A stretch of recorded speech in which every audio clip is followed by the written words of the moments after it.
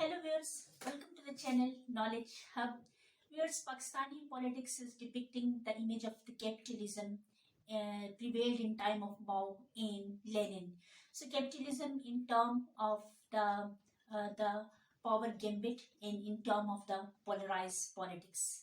And the ways to address these two parasites are being jeopardized by the unloyal and illegal attitudes. So Pakistani politics is based on might is right theory, and a common man is searching the democracy in the power conspiracy grounds. So every time we are blaming the bumptious and institution of the society, but what has paralyzed our institution and what has created the black sheep in our society, that is the psychological pressure created by the India in the mind of our politicians. So when we deeply analyze the history, we can say that Pakistan had a psychological pressure of the military onslaught by a power, a greater country, India, and that's why the Pakistan diverged all its focus and attention on the defense sector and defense power, and which ultimately becomes the rule of the country.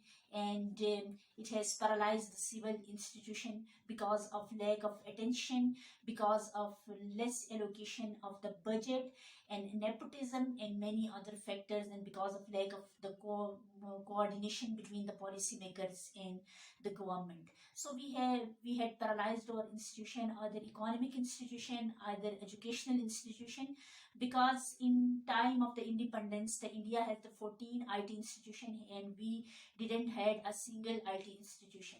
And at the same time, we couldn't frame our curriculum because at that time we had a lot of the problem related to our constitutional framework. So we got distorted and perverted type of the curriculum or mixed curriculum, and we couldn't develop our educational sector.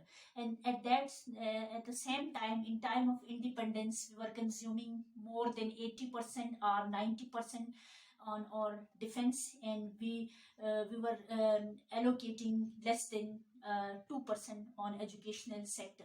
So we couldn't even get the modernized technology in our educational sector, and that's why still we are facing the result of that mistake. So at the same time, in economic sector, in the time of the independence, we were producing, or rice mills or sugar mills were producing 80 and 90%, because at that time they were getting a little bit of the attentions.